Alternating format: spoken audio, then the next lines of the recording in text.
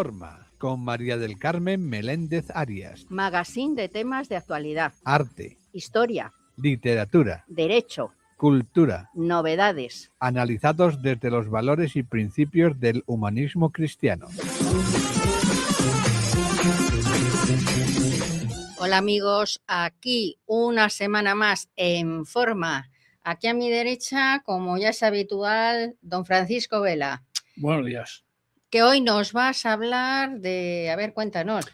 Sí, pues de rematar la campaña de 1812 que habíamos dejado la semana pasada a medias. Bueno, hoy ya terminamos, ¿no? Sí, con el sitio del Castillo de Burgos, que fue bastante incompetente por parte inglesa. Bueno, o sea que la vas a gozar. Hombre, Bueno, ya, con no, él... Sí, no, que no solo hay que contar sus victorias, también hay que contar sus derrotas. Bueno, pues con él terminamos. Empezamos con Álvaro Mendo, jurista, ya le presentaremos cuando conectemos con él, que nos va a hablar de un tema candente, difícil y preocupante, que es la ocupación de inmuebles, la ocupación ilegal, claro. Nos va a contar porque él ha hecho un estudio, un artículo, en fin, ya lo vais a escuchar. Y en el intermedio, pues como es habitual esta temporada, pero bueno, se debe pues a que nos han traído una serie de canciones, cuando se acaben pues ya o nos suministran más o ahí nos quedamos. La Tuna de Ingenieros Industriales nos va a ofrecer Noche Romántica. Todas son composiciones de Manuel Ávila, nuestro amigo, que ha venido aquí varias veces, y una de ellas con la música a poner.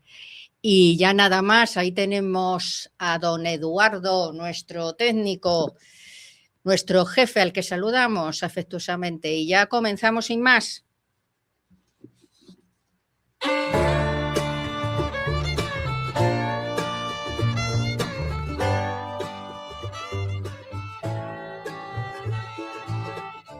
Derecho y comunicación.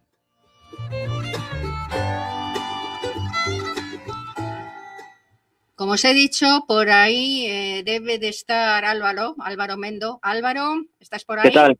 ¿Qué tal? Buenas tardes. Por aquí estamos, efectivamente. Pues por aquí estamos también, encantados de recibirte y que nos hables de este tema pues tan complicado, tan candente y bueno, tan preocupante, que es la ocupación ilegal de inmuebles.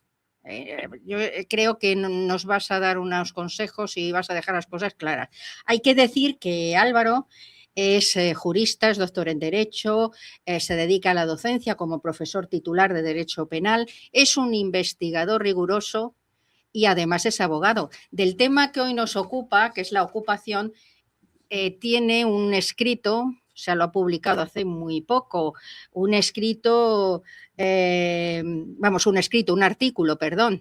artículo muy interesante para todo aquel que quiera buscarlo. Vamos a decir aquí el título: Ocupación ilegal de inmuebles y derecho penal, marco estadístico, dimensión constitucional y aportaciones al análisis sustantivo penal. Bueno, así suena muy fuerte, pero desde luego el artículo es muy denso, pero muy claro. Yo creo que es así, ¿verdad, Álvaro? Lo puede entender cualquiera. Bueno, yo por lo menos eso pretendemos, ¿no? El que las investigaciones que realicemos pues sean lo más divulgativas posibles, dentro de que tenemos que mantener ese equilibrio también de rigor científico, ¿no? Para que pueda ser publicado pues en estas revistas especializadas. Eso por supuesto, tiene que tener ahí un rigor científico, porque si no, no sería un estudio auténtico. Así es. Es un tema, bueno, como bien decías al principio, pues muy controvertido, problemático, tiene muchas aristas, se juntan no solo pues, disciplinas como el derecho, sino también otras quizás, ¿no? Pues cuestiones sociológicas y en fin, yo me estoy aproximando, ¿no? Me estoy introduciendo en este tema, en el estudio de la ocupación, y bueno, pues por lo menos espero en el día de hoy, con esta entrevista que tiene este fin tan loable, divulgativo, el poder aclarar alguna cuestión, ¿no? Bueno, hay que decir que este artículo está publicado en la Revista General de Derecho Penal. número 45, creo, ¿no? Me corrige si no Sí, es cierto. sí, exactamente. Ahora en 2006, por si alguien quiere En buscarlo. 2026. Eso, 2026, por si alguien quiere buscarlo. Sí, está en abierto, creo que se puede encontrar también fácilmente y bueno, y si alguien no puede encontrarlo, pues que te pida el contacto y encantado estaré de facilitarse. Yo por si hay algún estudioso del tema que le interesa. Probable. Vamos a decir, Revista General de Derecho Penal número 45 del año en curso 2006. Por si alguien quiere. 2026. Y dale sí, con 2006, 2026. Es que está uno con fijación mental. 2026, perdón, 2026. Derecho Penal 45, 2026. Bueno, ya vamos, manos a la obra. Eso es. A ver, primero, vamos, la ocupación de inmuebles, la ocupación ilegal, claro, es constitutiva de conductas delictivas. ¿Tú nos puedes explicar qué implica penalmente hablando una ocupación de un inmueble? Claro, por supuesto. Efectivamente, es constitutiva de delito, puede ser constitutiva de delito y por hablar muy claro, hay dos delitos que son unánimemente admitidos ante una ocupación. Entendiendo por ocupación como tal, pues la entrada en un inmueble sin la autorización del que vive en él o de su propietario, ¿vale? Eso entendemos ese comportamiento como ocupación. Y es constitutivo claramente de dos delitos en nuestro Código Penal, del allanamiento de morada o del delito de usurpación de bienes inmuebles. El comportamiento así como tal. Luego, por supuesto, a veces la ocupación lleva aparejada pues amenazas, coacciones, molestias a otros vecinos, defraudación de fluido eléctrico porque se engancha en no sé dónde. En fin, esos son otros delitos, digamos, que van adyacentes, ¿no?, a la ocupación. Pero el comportamiento como tal de entrar en una morada ajena o en un inmueble ajeno sin la autorización del morador o sin la autorización de un allanamiento de morada o de una usurpación de bienes inmuebles. Bueno, y para situarnos, ¿qué diferencia hay entre una y otra, entre allanamiento de morada y usurpación? Bueno, pues es muy interesante la pregunta porque es clave, ¿no? Y es sencilla la respuesta. En el allanamiento de morada se da cuando ese inmueble en el que entras es la vivienda de alguna persona, ¿de acuerdo? Incluso también cuando es el domicilio de una persona jurídica.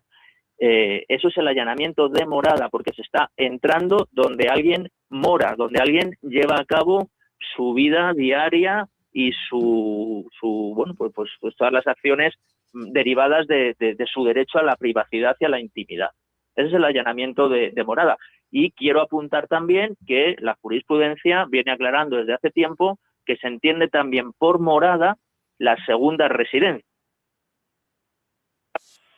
Siempre más claras quedan las cosas, aquel que tiene una vivienda en el pueblo, en la playa, donde va en vacaciones, donde va en distintas épocas del año o fines de semana, eso también se entiende como morada, aunque cuando se entre no estés allí, ¿de acuerdo?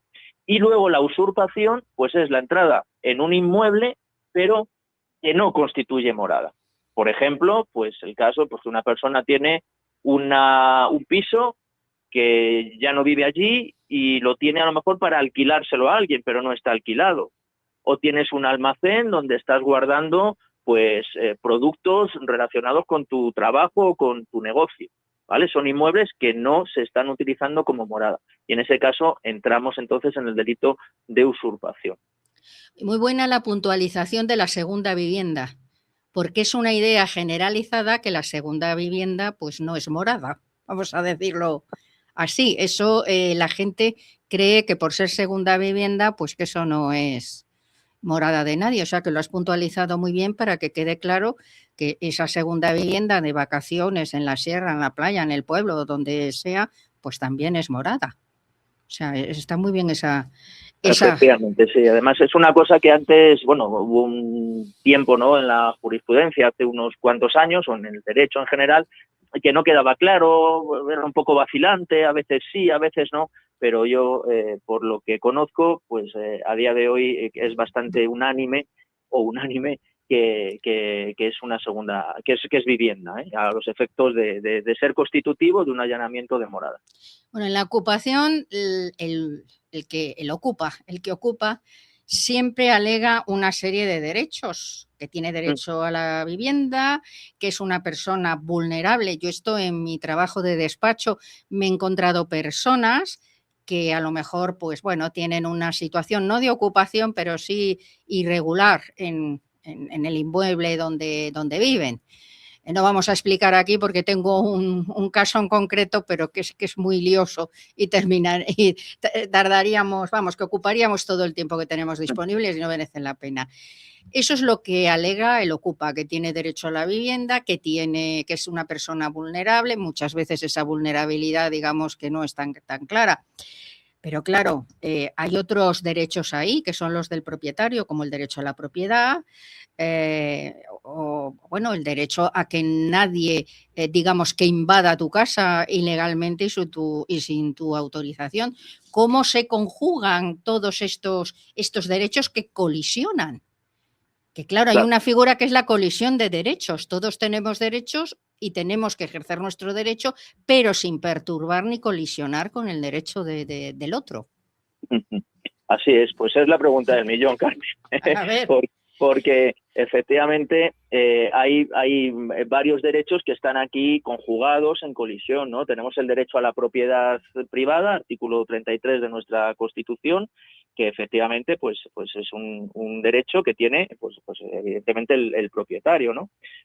Hay que tener en cuenta también que el derecho a la propiedad y el derecho a la vivienda no son derechos fundamentales en nuestra Constitución, son, como sabemos, principios rectores de la política social y económica que dice la Constitución. Pero bueno, para no entrar en tecnicismos, efectivamente el derecho a la propiedad ahí está. El derecho a la vivienda del artículo 47, con el mismo rango constitucional que el derecho a la propiedad. En relación al mismo, recientemente, todos lo sabemos, pues se aprobó una ley de vivienda, ¿no? en el año 2023. Y yo aquí querría decir una cuestión, porque a veces se dice, bueno, pues se puede alegar ese derecho a la vivienda. Pero claro, ese derecho a la vivienda que ahora está, pues eso, desarrollado en esa ley, da cobertura para poder alegarlo para justificar una ocupación. Pues hombre, yo leyendo la ley de la vivienda no encuentro nada que pueda venir a sostener esta alegación, ¿no? Y además, fíjate, Carmen, hay un artículo concretamente, el artículo 8A de esa ley, que concreta en qué consiste el derecho a la vivienda, ¿no? Y lo concreta, lo materializa, dice textualmente, son 4 palabras, dice, en un régimen de propiedad, arrendamiento, cesión de uso o cualquier otro régimen legal de tenencia. Pero claro, precisamente, ante una ocupación no estamos en un régimen legal de tenencia, por tanto, desde ese punto de vista, yo creo que el derecho a la vivienda no sostiene una alegación frente a la acusación de allanamiento de usurpación, ¿vale?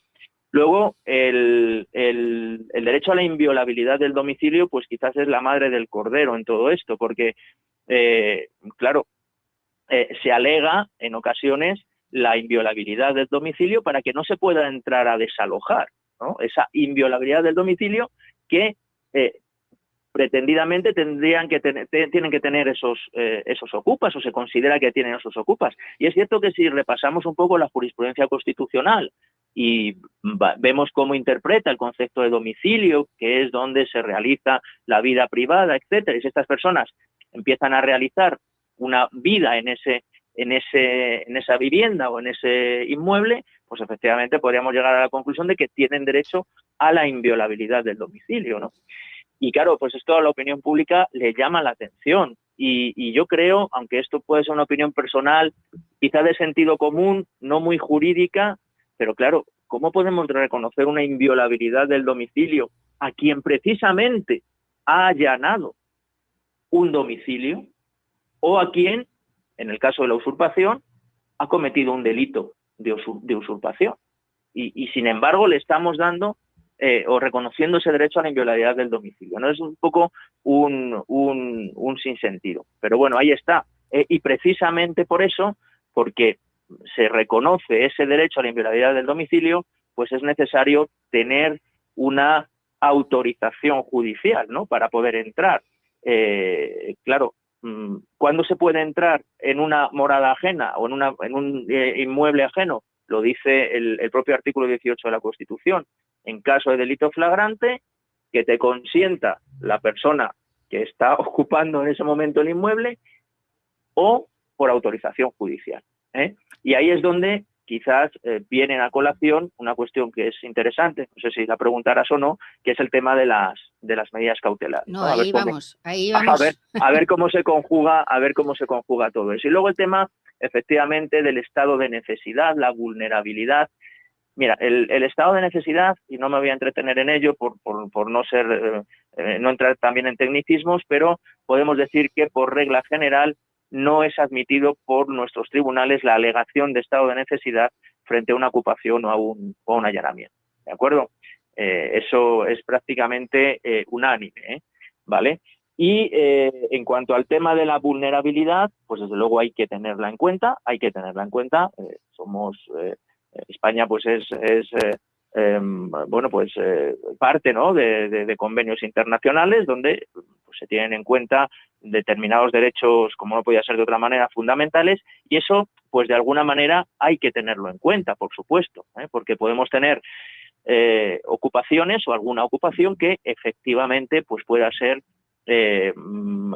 consecuencia de una verdadera situación de vulnerabilidad, ¿no? Pero y si un poco de las medidas cautelares, pues lo comentamos. Una cuestión que también querría decir en relación al allanamiento y a la ocupación es que, bueno, en este estudio que he realizado se analizan algunos datos estadísticos y debemos de tener en cuenta que día de ocupaciones en general son usurpaciones, no son allanamientos de morada, ¿eh? Es decir, esa idea también de que se deja a la gente sin su casa, etcétera, bueno, pues también hay que matizarla porque ya digo que la gran mayoría, inmensa mayoría de ocupaciones son usurpaciones y no son allanamientos de morada. Pero claro, al que le toca, le toca.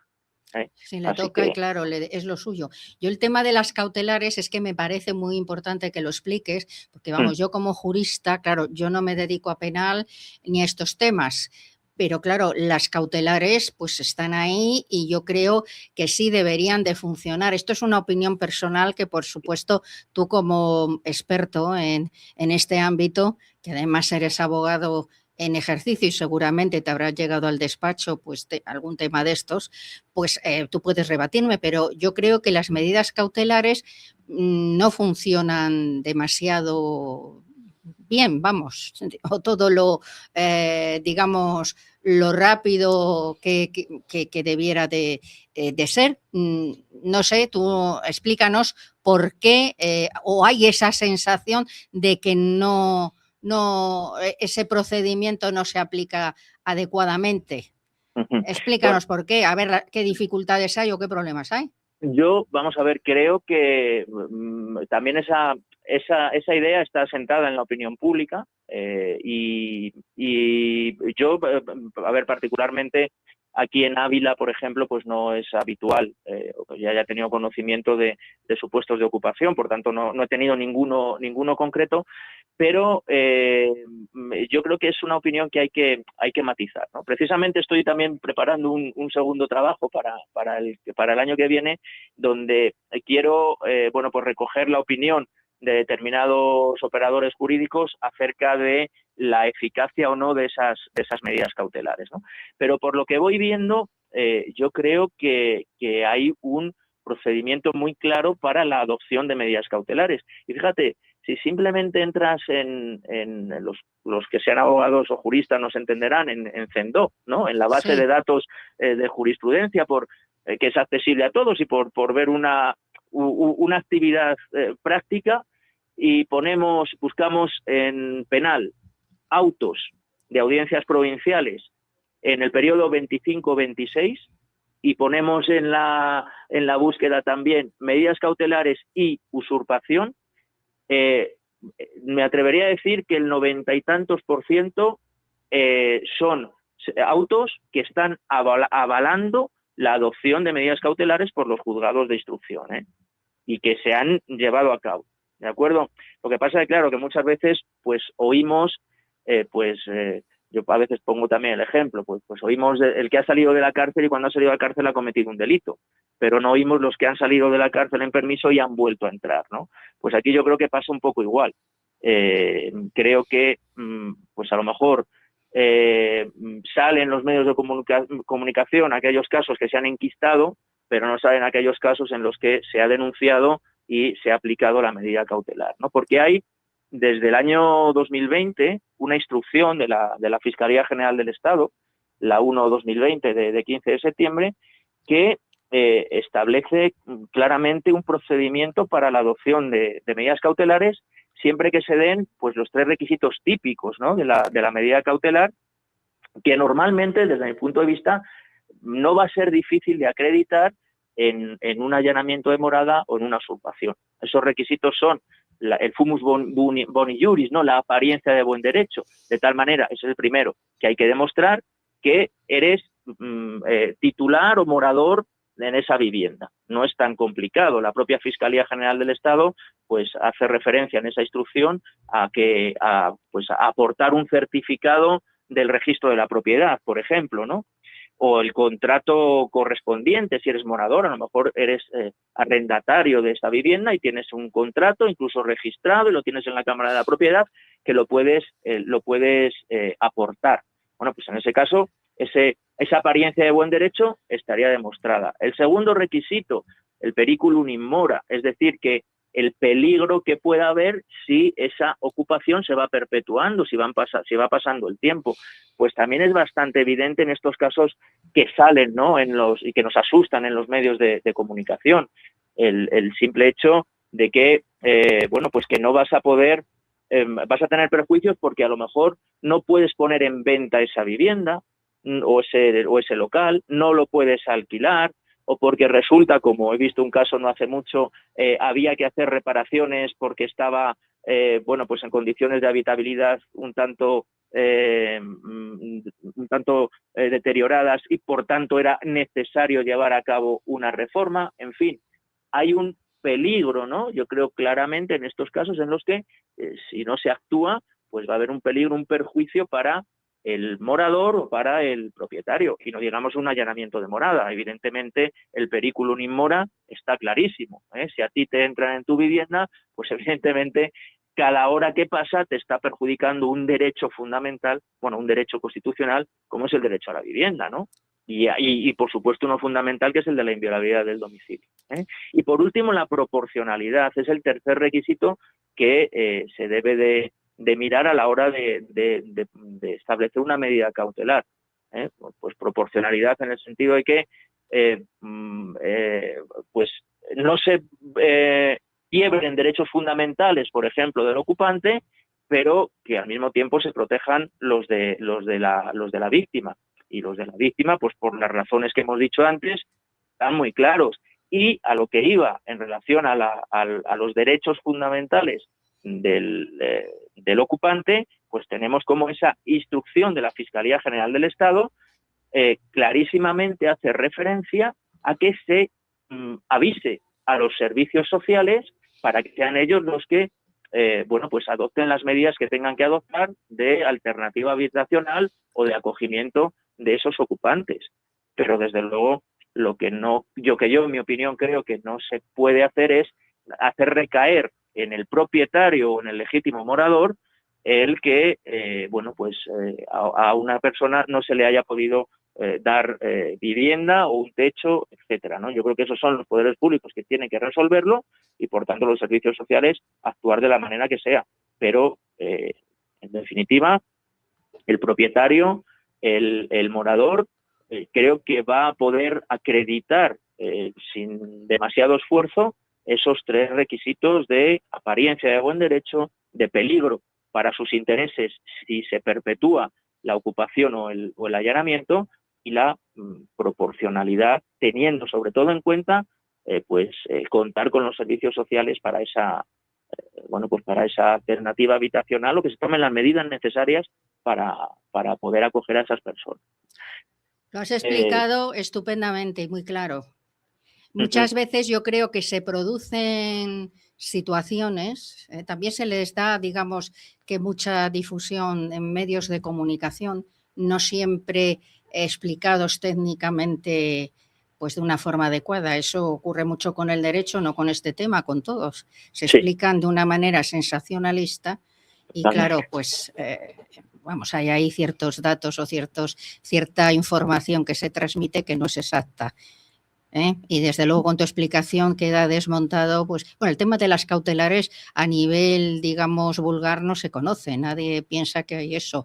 Yo creo que hay por ahí algún duendecillo de mala intención que quiere hacer creer a la sociedad, y ya te digo, no solo en este tema, en otros muchos, pues que nuestro ordenamiento jurídico es un desastre y carece de armas pues para luchar pues con ciertas situaciones, para luego pues traernos o imponernos sabe Dios qué, ¿me entiendes? O sea, todo eso tiene esa intención. Eso es precisamente, y no quiero hacer como Paco Umbral, ¿no? Es que lo que pretendo investigar en ese próximo artículo que estoy preparando, ¿no? El que si hay o no hay medidas eficaces y si esa idea que hay en la opinión pública de que no las hay es cierta o no. Pero vamos, yo creo que por lo menos el ordenamiento jurídico lo tiene muy claro. Esa instrucción de la Fiscalía General del Estado, que como bien sabes no es derecho vinculante, pero la están siguiendo y transcribiendo multitud de autos de audiencias provinciales y de autos de juzgados de instrucción, o secciones de instrucción que se llaman ahora. Por tanto, bueno, pues está protocolizado y siendo aplicado. Y es más, la propia ley de vivienda también introdujo en nuestra ley de enjuiciamiento civil, tú que eres más civilista, en nuestra ley de enjuiciamiento civil, concretamente en la disposición adicional séptima, hace referencia a precisamente en los delitos de usurpación, y no me estoy equivocando, es la ley de enjuiciamiento civil, pero hace referencia a las medidas cautelares que se adopten en los delitos de usurpación. Por tanto, está contemplada ya legalmente, ya no solo en la instrucción, sino legalmente la posibilidad de adoptar medidas cautelares de desalojo en esa propia ley de enjuiciamiento civil, ¿no?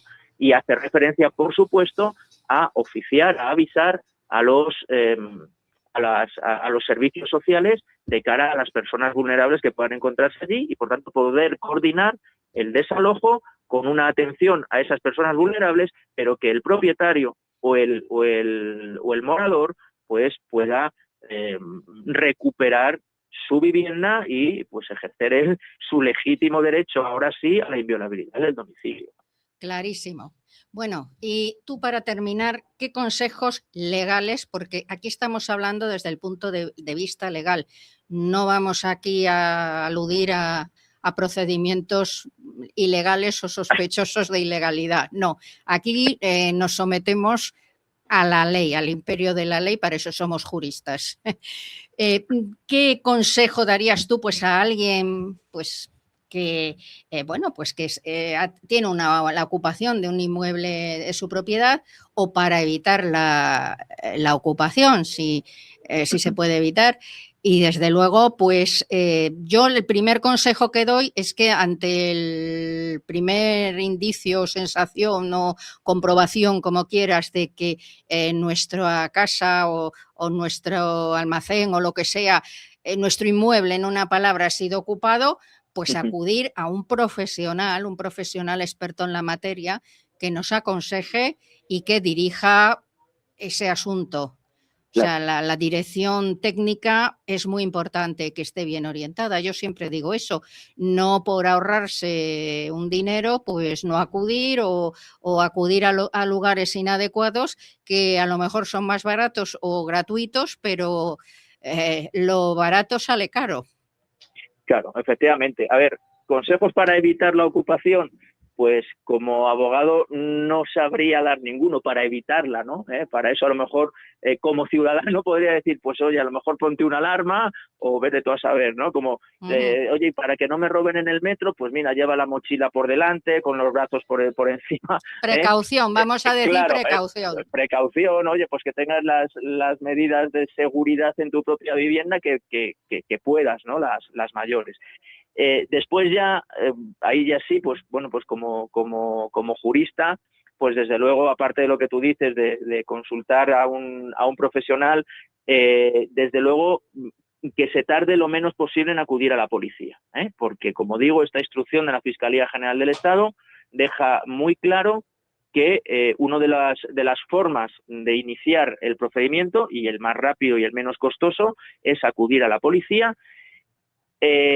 Si se puede tener un certificado electrónico de que eres el propietario de ese inmueble, en relación, me refiero a la usurpación, o que eres el morador del mismo, ¿no? Porque es tu vivienda o porque estás alquilado en ese inmueble, pues todo eso, aportarlo. Y muy importante, aunque esto en las comisarías pues lo deben de conocer, muy importante hacer constar que quieres que se interponga medida cautelar, que quieres el desalojo inmediato del inmueble, ¿vale? Eso es muy importante hacerlo constar en la denuncia para que en el atestado policial que llegue a Fiscalía pues ya aparezca y se inicien pues los trámites que se recoge en esa instrucción para poder pedir las cautelares, ¿no? Ese sería el consejo. Y bueno, cuantas más pruebas mejor, es decir, pues si tienes testigos, si tienes vecinos que han visto que efectivamente ha entrado gente o que,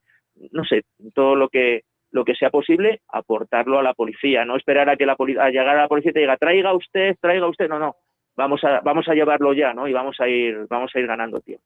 Bueno, en resumidas cuentas, denuncia a la policía lo más rápido posible, si es inmediatamente mejor, y ponerse en manos de un profesional experto. Eso, claro. Desde luego, yo creo que eso es lo que se debe de hacer. Desde luego, desde luego. Oye, y si alguien nos oye y quiere ir sacando tus certificados digitales, pues ya los tiene ahí, ¿eh? Ya que gane tiempo.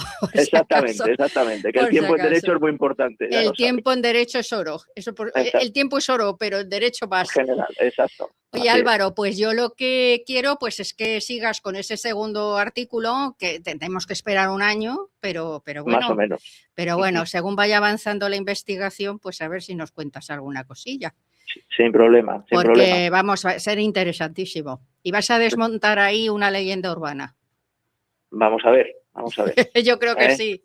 Hay muchas leyendas urbanas en derecho, la verdad. Está lleno el derecho de leyendas urbanas. Sí, Eso, exactamente. en todos los ámbitos del derecho, no solamente en la ocupación, en todos. Por supuesto. En todos que iremos desmontando. Muy bien. Oye, ha sido un placer y aquí nos tienes.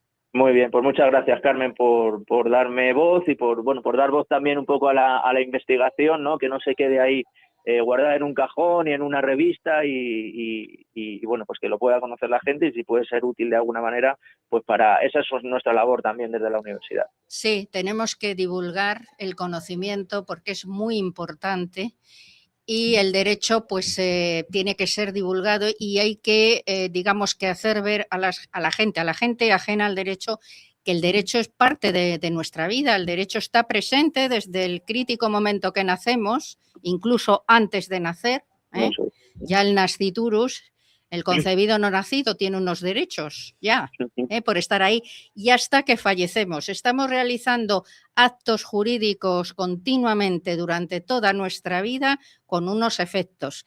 Y del cuidado y el conocimiento que tengamos, pues va a depender los problemas que vamos a tener o que no vamos a tener.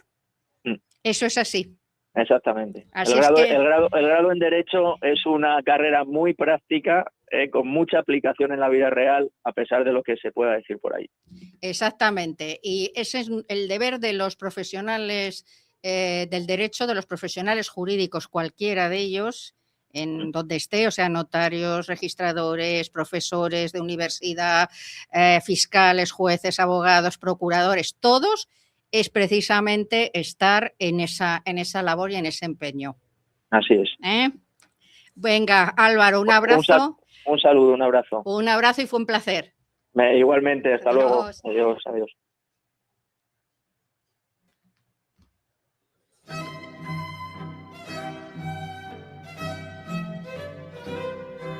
Música, maestro.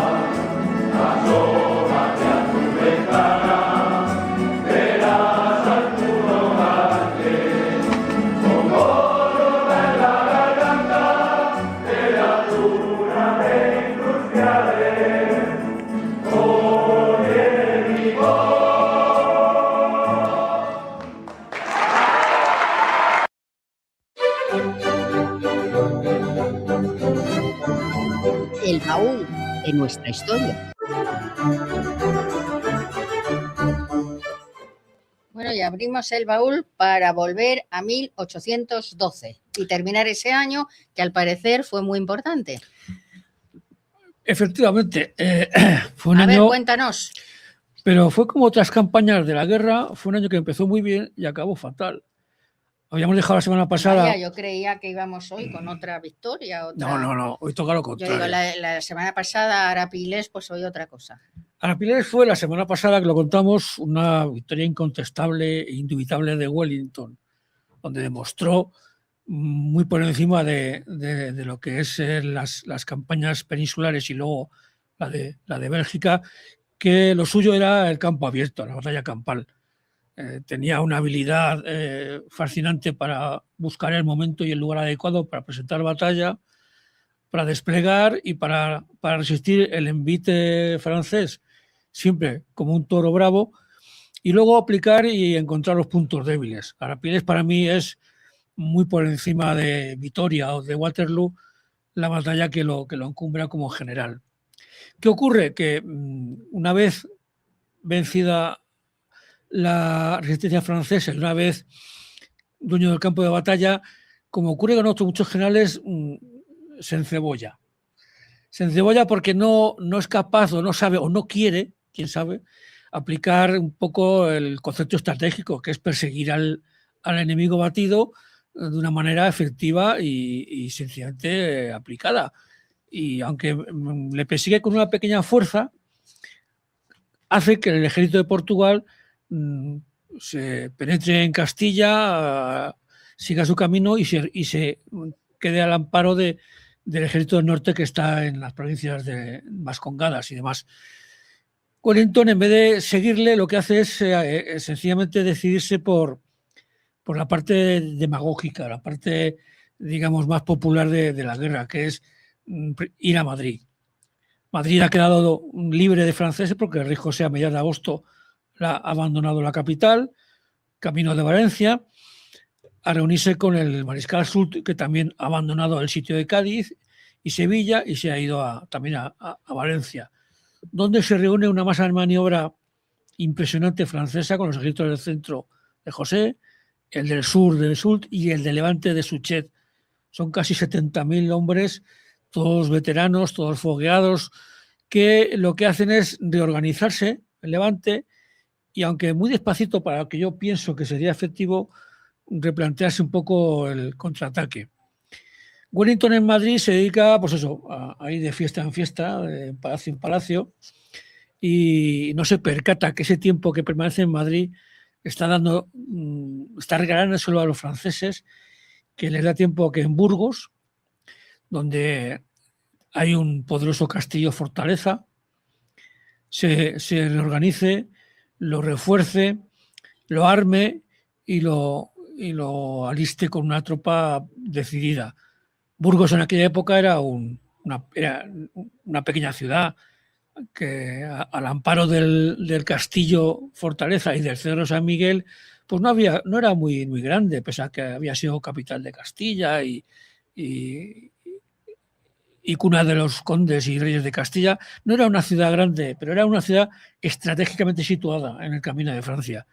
Y por eso siempre estuvo ahí en posesión francesa, y cuando los ingleses, después de 2 meses de impasse, marchan hacia Burgos para conquistarla, ya es muy tarde. Ya es muy tarde porque al norte el general Clausel está reorganizando su ejército para marchar hacia Valladolid. Y en Levante, José y Soult están marchando hacia Madrid.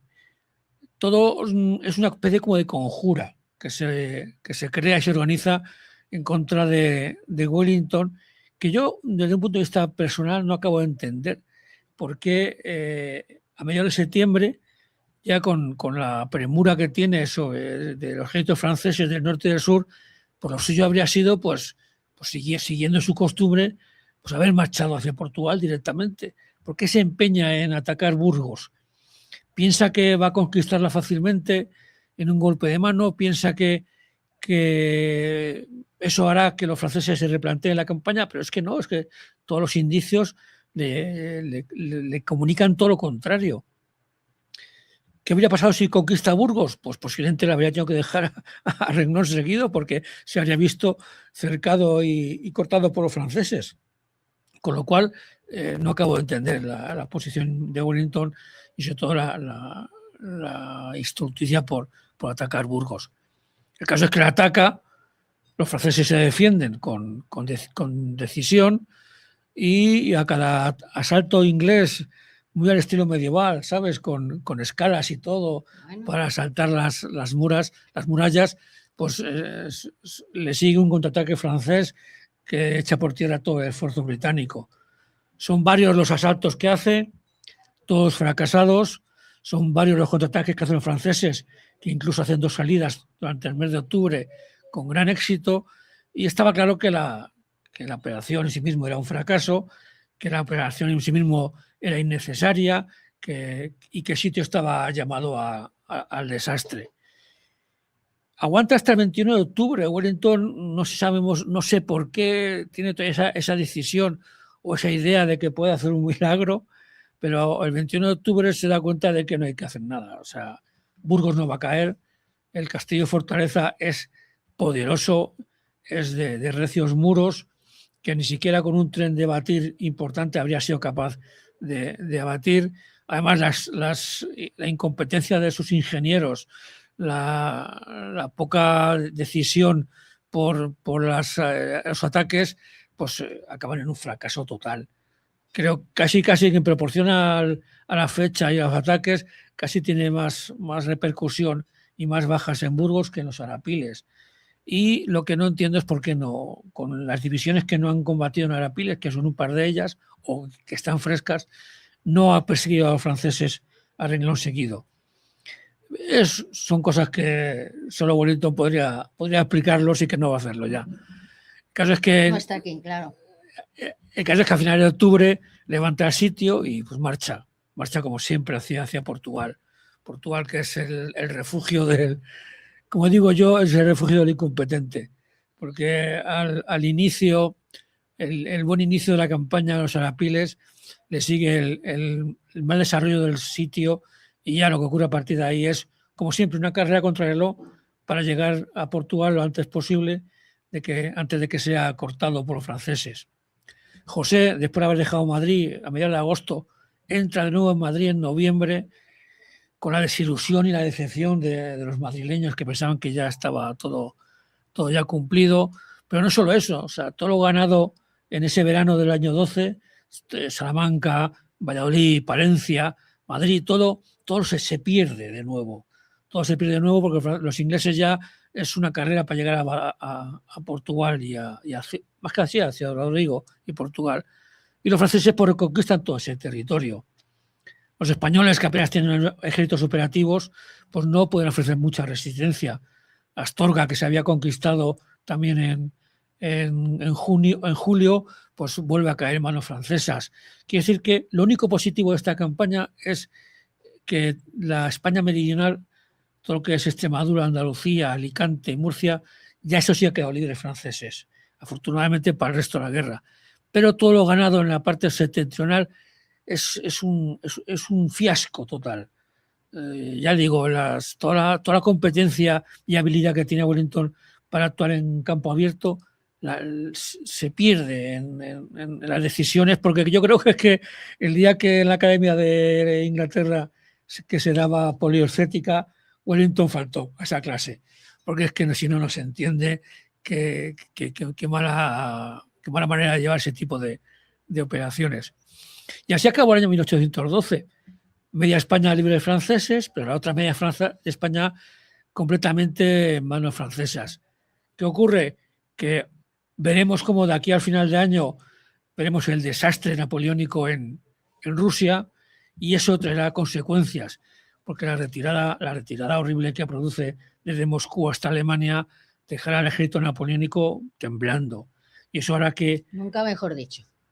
Sí, pero no de frío, sino de miedo. De frío y de todo. Y eso hará que saque aún más tropas de España. Eso hará que los franceses permanezcan a la defensiva, y cuando entremos en el año 1813 los ingleses vuelvan a intentarlo. Parece ya una broma pesada. Esto de que los ingleses que entran, vencen, luego pierden, se van, así año tras año. Oiga, por favor, un poquito de decisión. ¿Y por qué pasa eso? Pues porque no se sienten seguros. O sea, su obsesión por estar siempre comunicados y en conexión con Portugal es lo que hace que no tengan la decisión de entrar en España a saco, como podían haber hecho después de los Arapiles. Es un poquito como, hablando de más moderno, pues lo que hizo Franco cuando empezó la guerra civil. En vez de asaltar Madrid directamente, que lo que habría acabado la guerra, pues optó por la parte demagógica, que es liberar el Alcázar, que le iba a dar mucha publicidad, le iba a dar mucha propaganda, pero iba a alargar la guerra. Aquí, pues igual, lo que hace Wellington al ir a Madrid es darse un baño de masas, entrar en el olor de multitudes, pero va a retrasar un año más la guerra. Un año más, porque todo lo que se ganó tras los Arapiles se va a perder. Y no sería hasta el verano del año 13 cuando nuevamente en España se dé la batalla de Vitoria, que ya hablaremos en su día sobre ella, y sobre el desastre del ejército francés y del rey José. Que el año 1813 es el último ya, ¿no? No es el último, es el último en España. Sí. Pero aún quedarán 4 meses del año 14 en Francia, que cerrará con la batalla de Toulouse. Batalla de Toulouse, que se da ya 4 días después de que Napoleón haya abdicado en París. Es la batalla más innecesaria y estúpida de nuestra guerra. Porque con Napoleón ya... ¿Pero qué es batalla de la guerra nuestra? Sí, es... ¿En Toulouse? En Toulouse, pero es una batalla de nuestra gran independencia, porque es la batalla que es la aplicación y seguimiento de nuestra campaña. O sea, 1813 acabará con San Marcial, con el paso del Bidasoa y entrando el ejército británico y el español en Francia, hasta lo que es Bayona y Toulouse. Y aunque sea en Francia, es parte de la campaña de la Guerra de Independencia, eso aceptado por todos los historiadores. Y que se da, como ya hablaremos de ella, pues eso, 4 días después de que Napoleón haya abdicado. Una batalla también brutal y enorme, la de Toulouse, ya hablaremos de ella, en la que sufrimos mucho, tanto españoles como ingleses sufrimos mucho esa batalla, porque claro, ya en Francia los franceses se defienden como gato panza arriba. Y bueno, pues así acaba el año 12, con media España libre, la otra media España ocupada, con Napoleón derrotado en Moscú y el equilibrio de fuerzas ya totalmente desequilibrado, por valga la redundancia. Ya Napoleón se recuperará, consigue llegar a Alemania, derrotado, humillado y sin apenas fuerzas, y aunque consigue reorganizarse, a partir de ahí y la batalla de Leipzig, que será definitiva, pues es más que el canto del cisne de Napoleón, y es el antesala de su caída, que no será definitiva porque aún llegará a Waterloo, pero será la primera caída de Napoleón. Pero bueno, aquí en España, pues... En España no pasó nada más que... Un desastre. Quedó la cosa en tablas. Media España para cada contendiente, los ingleses de nuevo de turismo en Portugal y nosotros pues lamiéndonos nuestras heridas porque después de lo de Cádiz no habíamos conseguido tener un ejército potente y fuerte como para aplicar sus propias campañas. O sea, el ejército español no existía. Sí existía, pero no en las condiciones y número suficiente como para ser operativo y decisivo.